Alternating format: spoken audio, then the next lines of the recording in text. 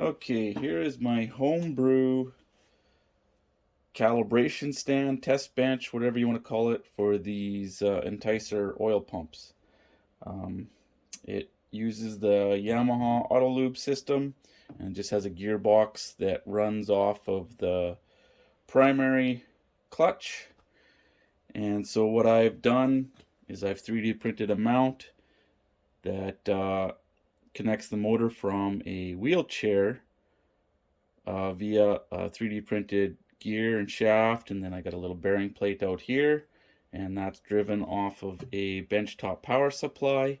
The nice thing about that is I can fine tune it, and I have a little reflective strip here, and if I turn it on, I can check the RPM and dial it in to whatever I need. So it's just about at 1,000 right now.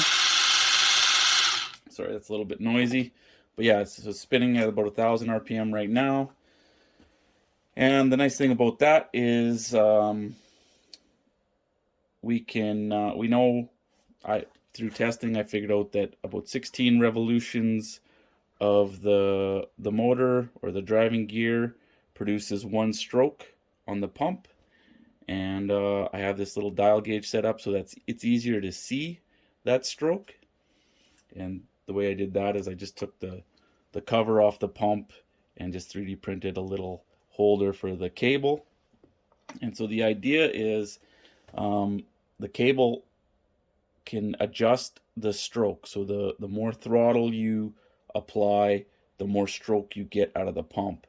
And so right now, I don't know if you can see it. I'll just adjust the camera here a little bit. The cable up here, I just have a couple spacers. So the first set of spacers set the cable for the idle position, and then the second set, I'll just take this tape off here. These spacers, these spacers can come out, and so now it sits at the idle position. And so when I put these spacers in, that's kind of the wide open throttle position. And so with this spaced correctly, when I pull this out, there should be 25 millimeters of space between these two faces, plus or minus a millimeter. So that's how you kind of calibrate that when it's on the sled. So when I run it at this amount of pull, there's very little stroke. And then when I pull it out, you can see the stroke bumps up. So I'll just demonstrate that quick.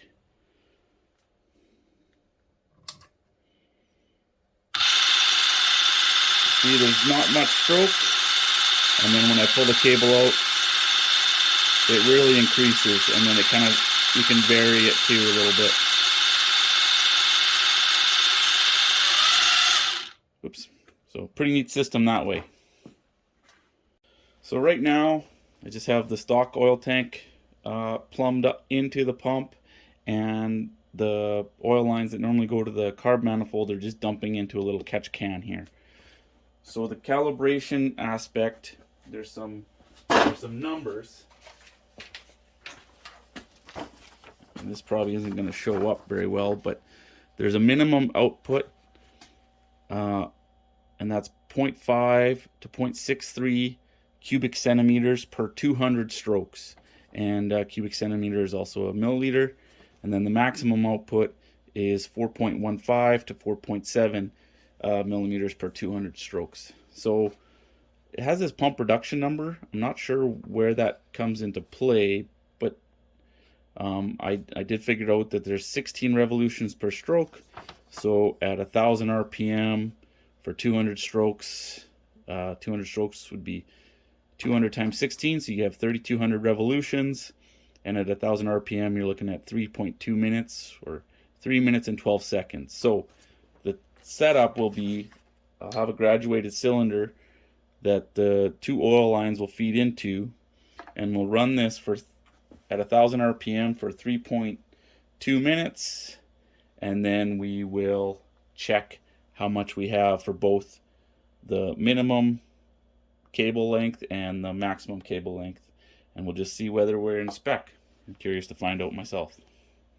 Okay, just because I'm dealing with such a small volume, I'm going to use this little graduated cylinder, but it's going to be tricky to get both hoses stuck in there, so we'll see how that works out.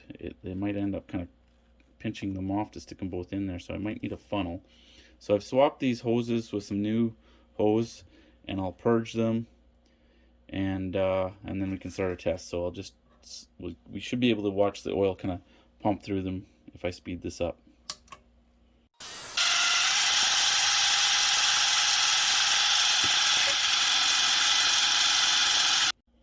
Okay, I'm gonna recalibrate this to get the RPM back to 1,000 RPM so that we know we're shooting for the 3.2 minute mark. I don't know that I'm going to get both of these lines in this small beaker, so I might just keep the stroke set to maximum and do the full stroke test first, just because 0.5 milliliters is such a small amount. I don't know if I'm going to be able to measure that in anyhow, so we'll do the big amount at 200 strokes. Okay, we're all set up. I got that in the graduated cylinder there. I'll turn this on, hit the timer, and then we should be able to almost count the 200 strokes if I speed this up, but we'll see how it goes.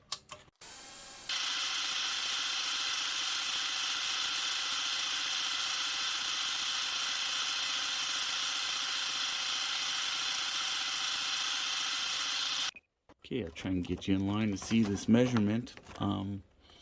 So this next visible line here is the 5 mil mark, and these are in increments of 2, so we're just below the 8, but we got to measure at the bottom of the meniscus, and it's kind of hard to see with how dark the oil is, but I would say that the bottom's kind of halfway between this line we can barely see in the next one, so that would put us at 4.7, and that's right at the upper limit of where we can be. So I guess it's within spec for the max output.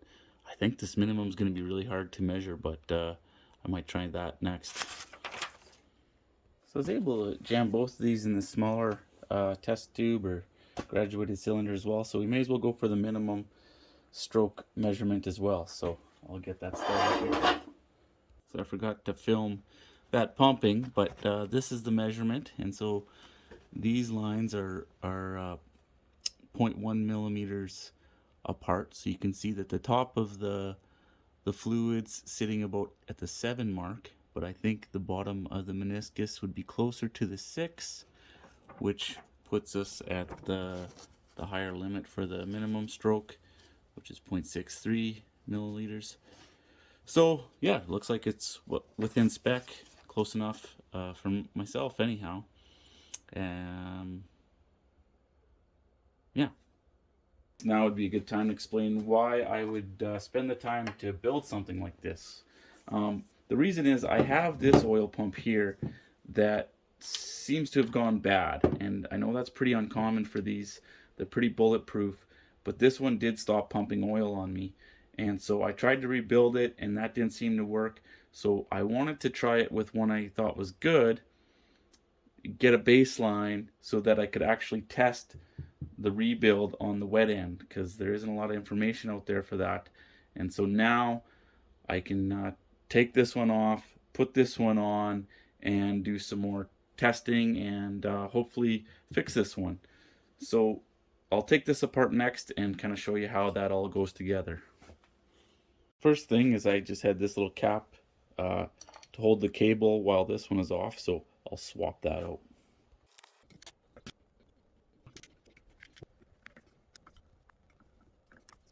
Next, I'll take this outside bearing plate off, and it's just held in with the flange bolts that typically bolt down the oil pump.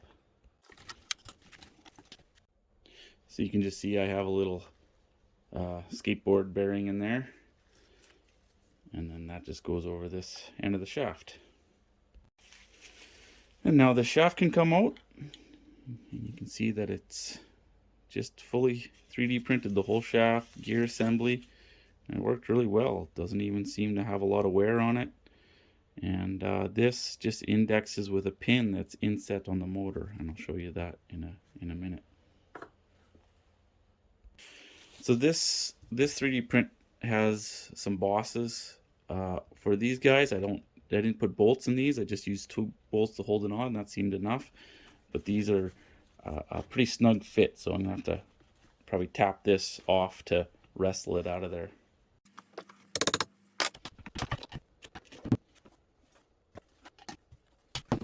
Now you can see how this main plate works. It's just got a couple socket head cap screws that go through it, a countersunk, go into the motor, and then I just have a couple brass heat certs that kind of melt into the plastic here, and that holds on that outside bearing plate once it sandwiches on the gearbox.